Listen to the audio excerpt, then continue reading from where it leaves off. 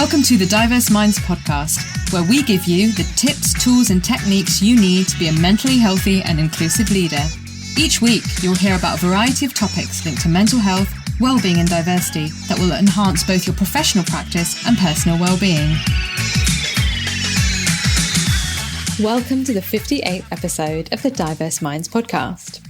This is the first episode for Black History Month 2020, but it also happens to be Dyslexia Awareness Week, running from the 5th to the 11th of October. So I thought this was a perfect opportunity to talk about race, culture, and dyslexia. And to join me in doing this is an expert, colleague, and dear friend, Jannett Morgan. Jannett Morgan is a teacher, trainer, consultant, and coach with over 20 years' experience working in both further and higher education, and more recently, the commercial sector. Jannett has designed and delivered inclusive leadership development programs and keynotes for staff and students at several higher education institutions and sector agencies. Currently, Jannett is the Associate Programme Director for Diversifying Leadership, a programme that we jointly facilitate together as part of Advanced HE's programme for Black and minority or global majority employees. Jannett's unwavering focus is on the empowerment and promotion of talented individuals from marginalised and underrepresented groups. From 2008 to 2010, Jannett was the London and South Associate Regional Manager for the Network of Black Professionals that used to be a national social justice organisation. Alongside its professional development arm, the Black Leadership Initiative, which is trademarked, was awarded the Queen's Diamond Jubilee Award for volunteering in 2012. And NBP played a pivotal role in diversifying the leadership profile in further education during its tenure.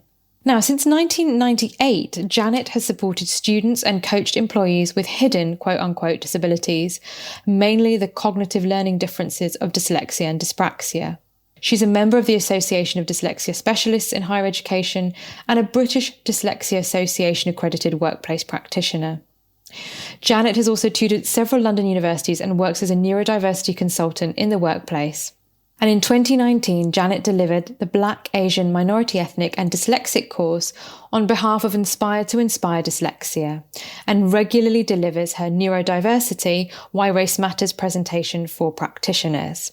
And she's currently writing a book to support people of African heritage who are also dyslexic. So needless to say, we're totally delighted to have her here. I couldn't have chosen a better expert. And also I'm very lucky, as I said, to call Jannett a dear colleague and friend. So Jannett Morgan, a huge welcome to the show. Layla, thank you so much. Delighted to be here today. And I know that your time's so precious, so we are delighted that you are joining us. And I know the listeners are going to gain so much from this episode. I've just introduced you. I've given, you've very helpfully, the bio that you gave me really does go into depth about your background and what you do. But I'd also really like you to share with listeners, how did you end up doing what you do now, Jannett? Of course. Wow.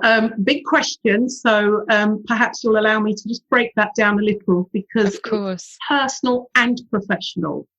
So I guess at the surface level, it was something very practical. I switched careers about 20 years ago and went into teacher training because I had 2 little children and I needed something that I knew I could do, but also was in my local area, something I could do locally, and it wasn't too challenging. Where I could manage, my life as a parent, which is really important to me, but also my professional work. The deeper reason, and I think the reason that I remain a teacher to this day, is really linked more purposefully. I'd always loved learning, and, I did okay at school, but I left at 16 because for the most part, I was uninspired by the teaching. I was frustrated that I didn't see myself reflected in the curriculum. And, for example, I got the top grade in my history O-level. I'm old enough to have done O-levels. And that was on world 20th century history. And I stressed the world because the part of the world my parents came from and their parents' parents came from didn't even get a cursory mention. So I wanted to be that teacher that I never had. The teacher that made me excited about learning, that challenged my thinking, that pushed me to excel and allowed me, as I said, to see myself reflected in the curriculum when I was learning. So that was one side of it. And in terms of the neurodiversity that we're going to talk about today, I did my teacher training in an FE college and there were lots of students there who were mainly dyslexic. We were talking about dyslexia at the time. And I was really fascinated by this. So I did a course that was accredited by South Bank University. And since then, I've gone on to work in higher education and in the workplace. But it's important to say that during that time in the FE college, I began to understand that one of my own children was neurodiverse. So I wanted to make sure that my own child would thrive in an educational system that didn't seem to work for him. And it was those things coming together that really led to me sort of ending up in the role that I'm doing now. Thanks so much, Jannett. And I think what really comes across to me there, and knowing you the way I do, but you just sharing that story with everyone, is you're incredibly values-led person, and that how your values have really led you and propelled you to do the things that you do today. Thank you, Layla. And you just can't do this type of work unless your values, you live your values, they're lived out in action. It's impossible to do that if you don't. So thank you for flagging that. Definitely. So one of the things we talked about, Jannett, was during COVID, there's been a lot, hasn't there, on LinkedIn about neurodiversity, neurodivergence, people reinventing themselves understandably from the neurodivergent communities. Now, the terms are used interchangeably, but I think it's really important to clarify what they mean. So what is neurodiversity and what is neurodivergence? Great question. And as is often the case, the language is imperfect. So it gets really confusing.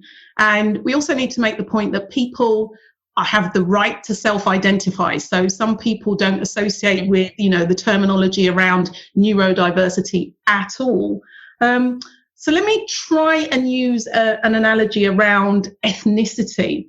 Ethnicity applies to everybody, but we use it to refer to certain groups, right? We talk about Black and minority ethnic or just minority ethnic, which infers that we're talking about people who are, for the most part, not white or not white European. There are some exceptions, but when we talk about that, we're talking about white being central. And in a similar way, everybody is neurodiverse. So neurodiversity refers to everybody in the sense that we are all at some place on a spectrum of thinking and learning. It's just that people who identify or have been identified as dyslexic or dyspraxic or dyscalculic, or they have autism, etc., they will have a particular pattern of strengths and differences that have been referred to as neurodivergent. And what that means is not the norm. And I say that in, the rabbit's ears in quotes, because we know that that's problematic. So this term neurodiversity was coined by an Australian sociologist called Judy Singer to explain that, as I said, some ways of thinking and learning are different, and other ways are actually normalized or privileged. So that the environment, our schools, our workplaces, our institutions are structured in such a way to reinforce this privilege. So let's say, for example, let's take schools and let's take exams, and you go and take a 3-hour exam where you've got to remember lots of facts and regurgitate them. And dyslexia is something where you may have difficulty with working memory. So actually short-term and working memory as well. So you may struggle to hold on to lots of information and actually reproduce it in those exam settings that we're all familiar with. Does that mean that that person is disabled, or is it the environment that's disabling them? So when we talk about neurodiversity, we do mean everyone, but it's a recognition that there are some people on this spectrum who have, who will present and will learn differently to the way most of us do. And that's where you get the term neurodivergent. But that in and of itself has negative connotations. So that's why people kind of veer away from neurodivergent and prefer neurodiverse. So you can see how the language is problematic. What I would say to people is hang on to the fact that it means everybody, but often it is used in the context of talking about someone with dyslexia, dyspraxia, etc. And there are all sorts of other terms just to confuse, just to confuse the conversation around specific learning differences, specific learning difficulties. So hold on to that core area of thinking. It's everybody, but there are some people who have been missing from the conversation about the spectrum of learning, and it's a positive way to describe their differences and their strengths now. Yeah, and we know that language is always evolving, don't we, Jannett? Especially, I think it's very helpful that you use the analogy of ethnicity and the wording around race and how we talk about race, but how it's so much broader than that. And we all have a race, but what's considered neutral, i.e. neurotypical, what's considered neutral in terms of race, and the norm is in the UK is white majority cultures. So I think really interesting to use that as a comparison.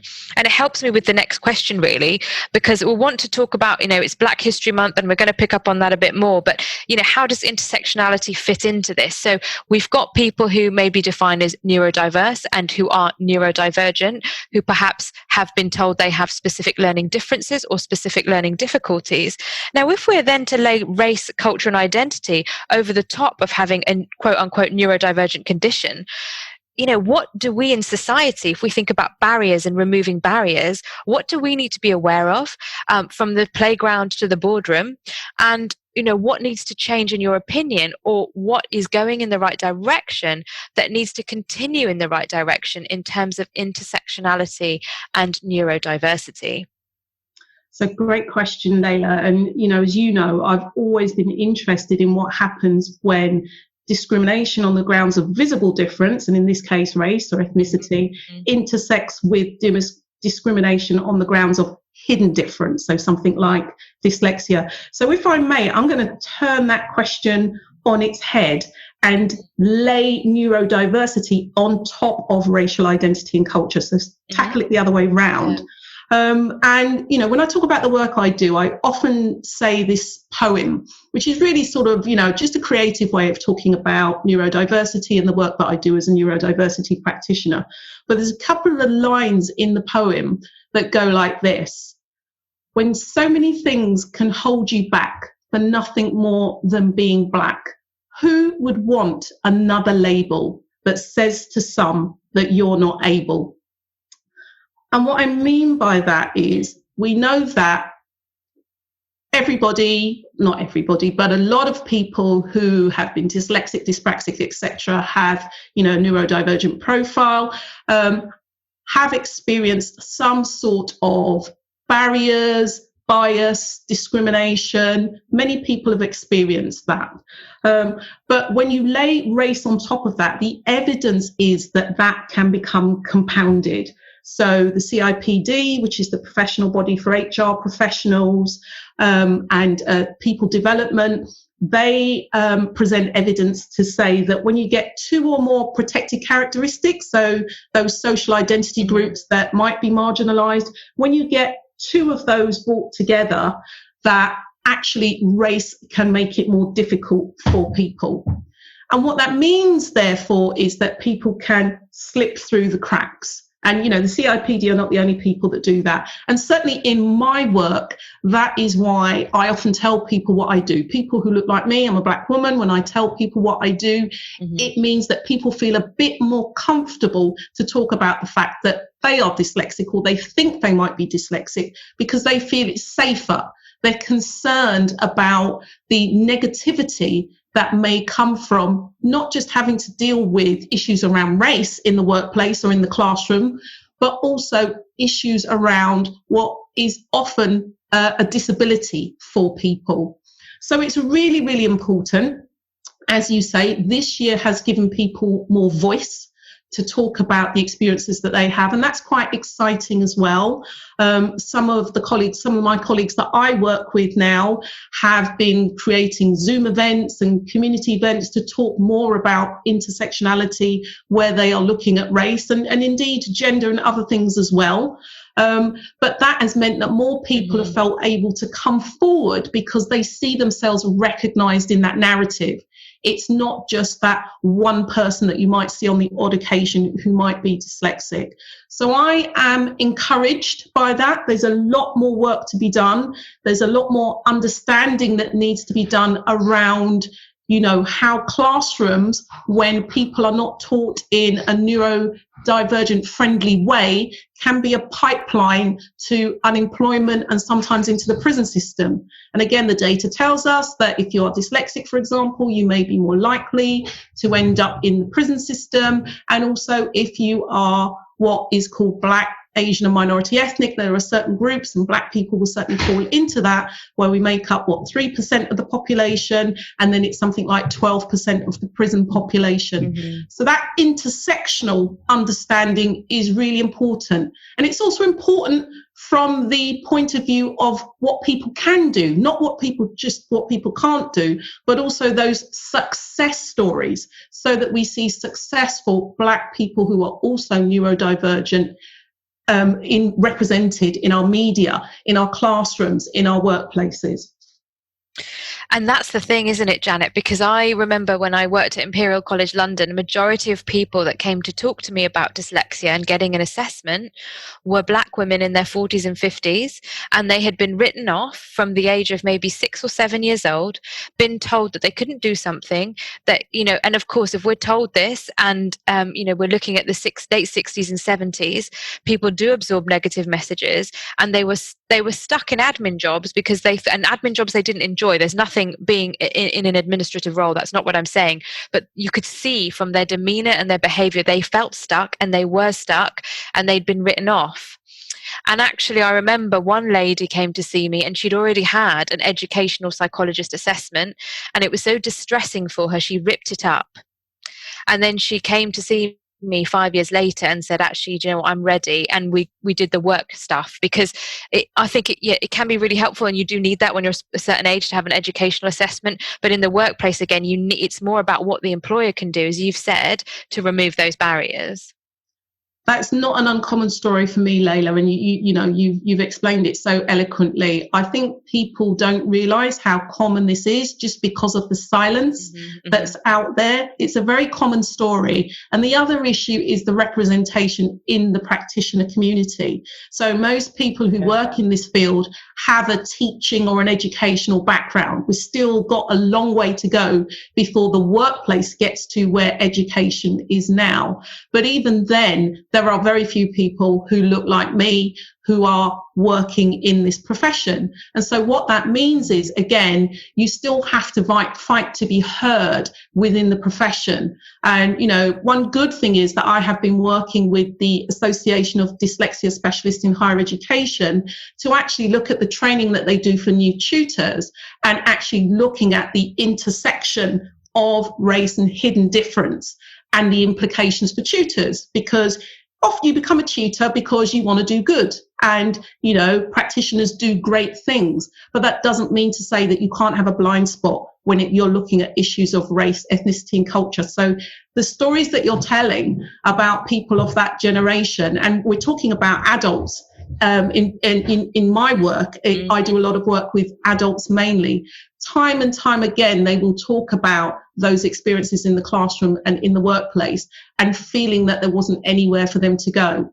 And it's not so long ago, I think we need to remember that Bernard Cord was talking about how many children were made what's called educationally subnormal, which sounds like a horrific term, but it was a term that was used to describe people with learning differences, what we call learning differences now, and place them in special schools. But what would often happen with a lot of the Black children who had just migrated to this country with their parents is they were often over-identified or misidentified and placed in what were called ESN schools for nothing more than just being Black children who were different. And that's the thing, Jannett, we see that now with the over-subscription and the over-medication and the incorrect diagnosis of Black families, Black individuals around psychosis and mental ill health. So often depression gets mislabeled, people are over-medicated from the Black community, and then that does result in subsequent very serious illness because they've been medicated incorrectly. So yes, we need to be talking about this in all areas and all aspects of life. Indeed, and you've got that overlap between neurodivergence and mental health. So it really, really is important that we address that, because that over-identification or misidentification means that fewer people who really do need that support and help will then come forward. Yes. And so on that point then, if we think about what employers should be doing to support neurodiverse or neurodivergent individuals, but also taking into account a culture, race, ethnicity, identity, and how someone may or may not be receptive to the process or asking for support, or actually they're desperate for support and they're not getting it, what would be your top 3 tips for workplaces on what they can do to support staff and to support Black global majority staff with neurodivergent conditions more effectively? Well, I think that what I'd start off with is that organisations can reframe their own thinking, and thinking about your greatest asset might be in people where you think there are the greatest weaknesses. And the biggest example of that this year has been COVID-19 and this lockdown that we've had, where suddenly we're all working from home and we're using Zoom. Once upon a time, if people had said, may I work from home? That would have to be a special request. You'd have to jump through all sorts of hoops to do it. No, there's no way we can possibly do that. Overnight, we're all now Zoom aficionados, and that is the new normal for people. Now, I'm not saying that working on an online platform is right for every person who is neurodivergent, because indeed it isn't. But what I'm saying is that that's an example of what we would call the social model. You change the environment, you change the experience of people. So the starting point is to think about, what is the environment doing? What's that workplace doing that is enabling people to be their best selves in the workplace? And what's that environment doing to stop that from happening? So that's the first point to think about. In terms of supporting and engaging with Black staff who may be dyslexic, dyspraxic, etc., representation is key. So that if people see that it is okay, and people see that it's actually positive to have dyslexia, for example, and they see people that look like themselves, they're more likely to come forward. And that's not just about images, it's following that through. So making the story of dyslexia a positive one that will encourage people. We talk about disclosure, but encourage people to come forward and talk about it, and make sure that the right support, conversations, opportunities are in place for people. The point around, Black people or people of African heritage, and indeed other people of colour, if you want to say that, the point for me about that is that you may have to work a bit harder because they have been removed from the conversation. So yes, there are all sorts of intersections that we need to think about. We do need to think about class. We do need to think about gender. The focus here is on race and culture. Mm-hmm. And I would say that you will have to work harder to reach out to people. And that may mean working with specialists such as myself, who understand the cultural sensitivities around that and why people won't come forward. Often the one-dimensional narrative is just around stigma. There's just stigma in the Black community, and that's why they don't do it. Actually, if all your life you've experienced low expectation because you are that young Black male, or if you are in an environment where there are stereotypes around Black people and that they don't achieve and they don't work hard and they're lazy, and these things do exist, as much as we like to pretend in our more progressive organisations that doesn't happen. Mm-hmm. If you exist in that type of environment, then you're not going to step forward and say, right, okay, I'm struggling in this area, but I might be brilliant over here. You're more likely to cover, and you're more likely to sort of duck and dive and try and avoid those types of conversations. So it's really important that organisations themselves do the work on themselves to look at where the biases are, unconscious and conscious, in the organisations. And actually they may need to be more positive in their actions to support staff who are, of African heritage, of Asian heritage, of other backgrounds, if they want them to actually come forward and talk about their neurodivergence. And that's the other thing. So you mentioned some perceptions and stereotypes around Black communities. And I'm also thinking with my experience of South Asian communities is, well, you can't possibly be stupid. This doesn't exist. You're just not trying hard enough. So there can also be that element from families, which then people absorb, which stops them getting help, even if the help might be there. So how do we phrase things? How do we start those discussions? And how do we keep having those discussions? Because it's not a one and done, is it? No, and I think that's really important as well. So again, I'm not denying that there isn't stigma in certain communities. There's stigma in all communities. There's stigma in, white British communities. The issue is actually understanding the complexities behind that. So many immigrant families who came to this country, who again, may have done their education based on the British system. If they are, from a former colony country, that would have been based on the British system, which we know is not neurodivergent friendly, if I can put it that way. So there's that issue, but also education was the way that people saw that you would progress. Education was transformational. So if you see your child struggling in that education system, but you are trusting of the teachers and the institution itself, you're going to then think, well, what's wrong with my child?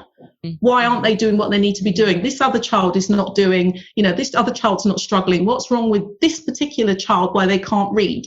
So actually having that understanding and having that conversation for parents is part of the work that we need to do, because a lot of the time they were doing their best. Had I not been a teacher, perhaps I might have had a different framing of why my child was struggling.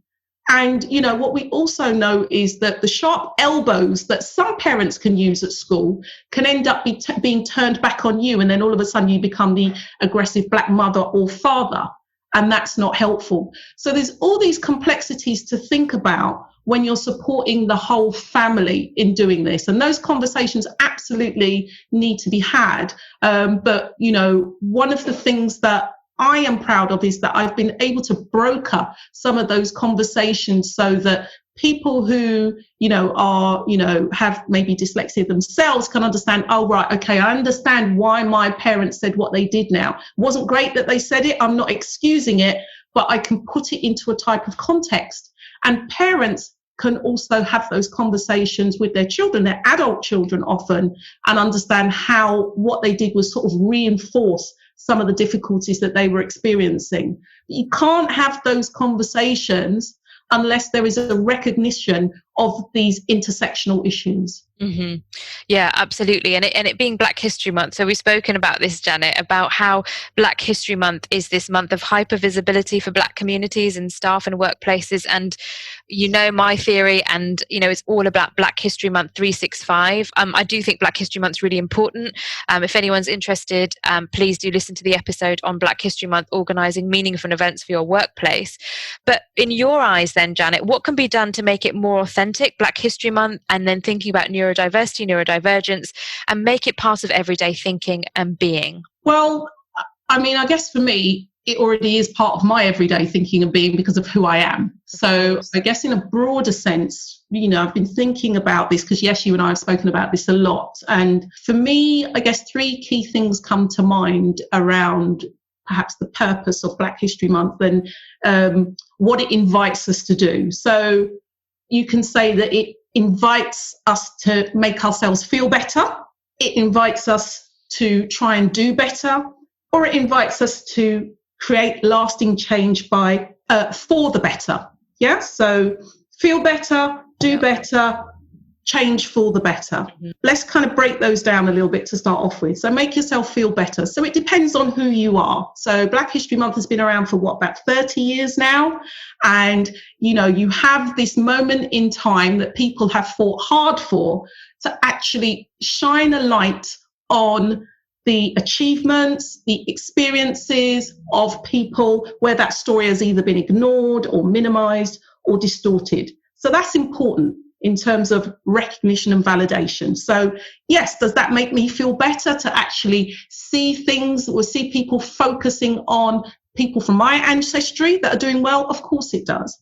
There's the other side of that, and the skeptical part of me, this is where that kicks in, which is the tick box side of it, where it makes other people feel better to say, right, well, we've done something. There's your recognition. There's your moment. And, you and I have spoken, and I've written this blog about Black History Month being similar to an all-you-can-eat buffet, where, from the 1st to the 31st of October, you're stuffed with all of this information. So you can't actually enjoy it and take it all in, because you're just so bloated afterwards that you never, ever want to return, until a year later. So there's that side of it, where if you just kind of cram everything into a month, it ends up being counterproductive. But I still think it has a really important role to play. So there's also an element of saying that Black history is an invitation to try and do better. And what that means is either unlearning some of the things that we have learnt about Black people that are incorrect or distorted, and relearning new stuff. And this is what, many people have been talking about for years. This year we have a unique set of circumstances with COVID, George Floyd, Black Lives Matters, but this is nothing new. What's happened is, and what's encouraging is to see that the way people have come together to actually acknowledge some of the experiences that people have had, but they haven't felt able to say because it's been shut down. Now people are starting to talk a bit more, and that's encouraging. It's what we do next that's important. And that's why I say that the third invitation is about creating lasting change for the better. And that really refers a lot of the time to people with power and influence, to actually dismantle some of those structures that do discriminate against Black people. So I work across all three of those. My focus is on the third. It's about structural change with the work that I do, some of the work that you and I both do, and there's a lot more to be done. And we know that it doesn't end. And I always say, Jannett, I don't know what you think, but in an ideal world, we wouldn't have a job. And I mean that in the loveliest way, because we would have this equal, understanding, empathetic, proactive culture and environment across the globe. But sadly, we're not there yet. And I think, yes, go ahead. No, I'm agreeing with you. Our job is to make ourselves redundant. That's always my job, to make it redundant. This is not, many people didn't set out. I didn't set out when I was studying to end up in this field of work. As I say, if you believe in social justice, if you believe in things that are fair, then you fight for it. So until we arrive at that point, we will continue to fight. But the minute you get too comfortable doing this type of work, then it's time for you to stop. And I think when it comes to neurodiversity, it's still very new. There's still a lot to learn about it. So there's a huge amount of work to be done there. And I'm just, as I said, encouraged by the number of people who are now stepping forward to tell their own stories of lived experience, but also within the profession. Now there is more of a willingness, I would say, to kind of engage with, again, some of the intersectional issues and how our understanding of neurodiversity impacts differently on different groups. And that's the thing. So this work is, we talked about your values. We talked about how you have to be very values led and really be passionate about this kind of work. So thinking about your mental health and well-being, Jannett, how do you look after your mental health and well-being? I ask all my guests this. What do you do when you feel low, when you feel that maybe things are futile, or you're working with someone who's particularly, it's had a really significant negative toll on their mental health and well-being? Where do you go, and what do you do to recover and get to the level that you need to be at and refill your cup? I'm a work in progress. I think, professionally, I hear a lot of stories. So from the neurodiversity perspective, again, there's a bit in the poem where I say I'll always have a tissue handy. So people have been through a rough time. And, if you're going to do this type of work, you need to be emotionally robust enough to be able to do this kind of work. So it's important that I do things like supervision and, work with my colleagues, my professional colleagues, so that I can do my job professionally and do it well. So that's one aspect of it. I call myself a jugglerpreneur. So there's always different things on the go. And sometimes, the balls will drop. And I've had to accept that the balls will drop now. I never used to like that, but I've had to accept that. And sometimes just be a bit more boundaried around what I say yes or no to. So sometimes you have to say no to pieces of work because they sound like a nice idea. They're really interesting. As I said, I love learning. I love learning new things. So I think, oh yeah, that'd be a really interesting piece of work. And then you realize you just don't have the capacity to deliver it. And then it's really frustrating because you don't get to enjoy it.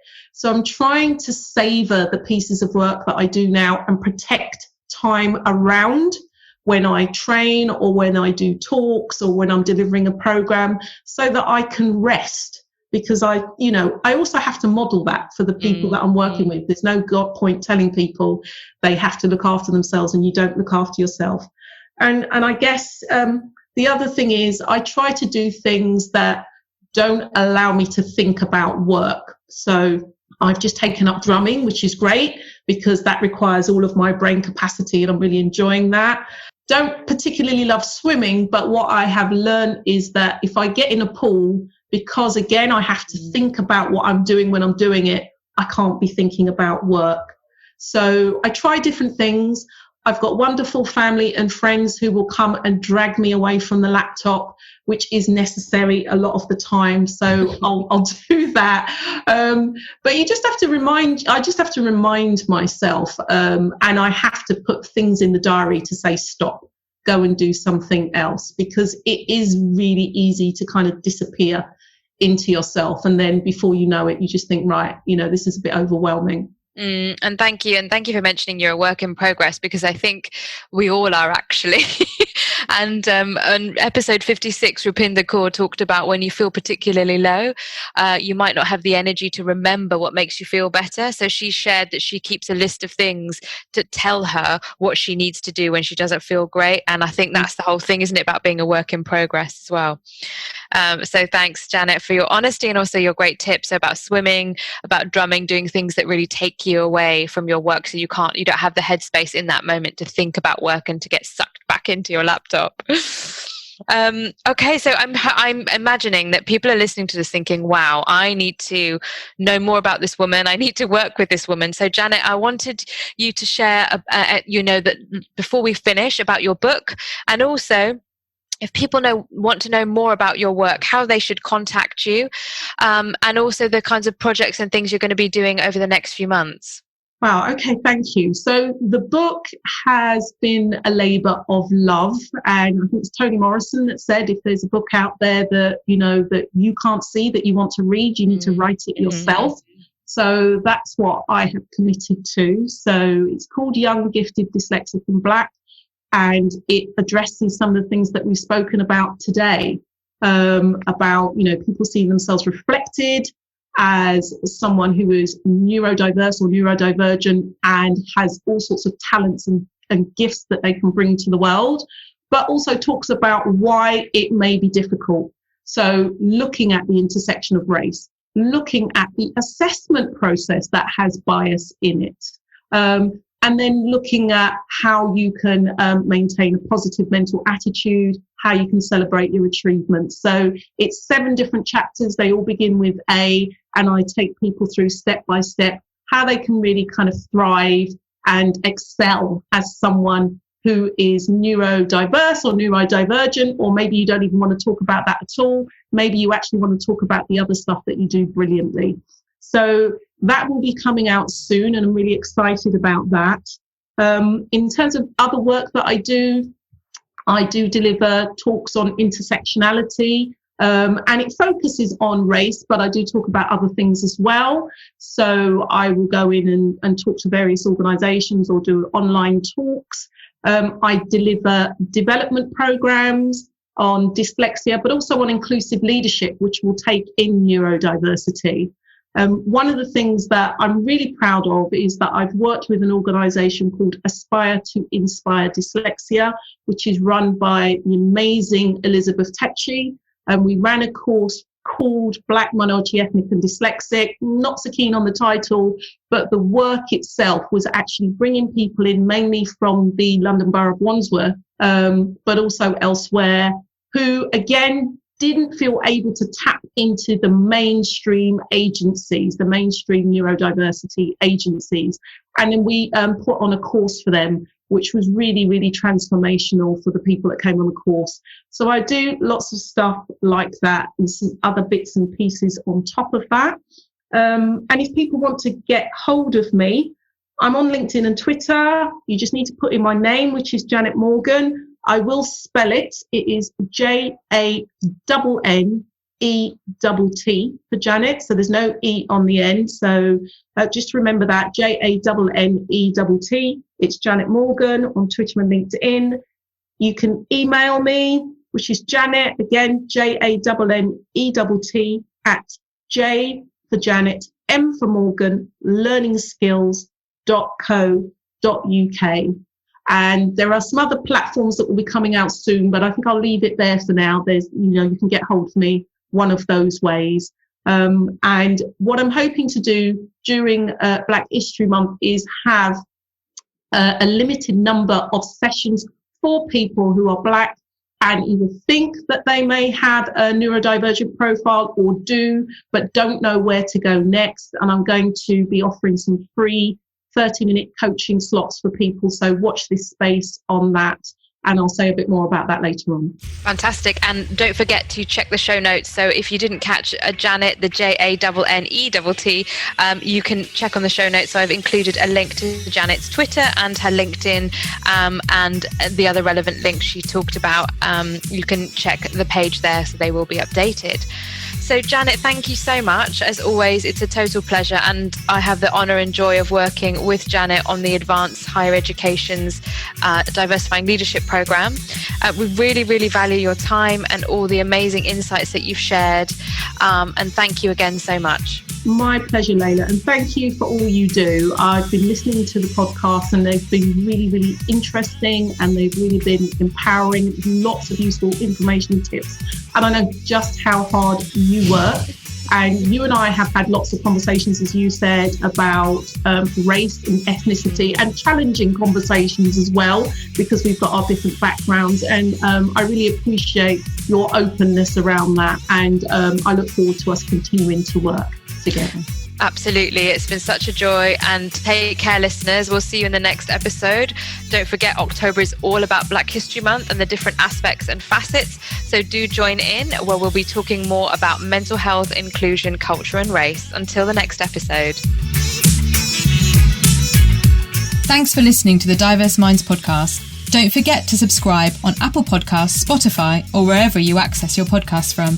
You can also connect with me on Facebook, Twitter and LinkedIn. Tune into next week's episode of the podcast, where I'll bring you more insights on mental health and inclusion. Bye for now.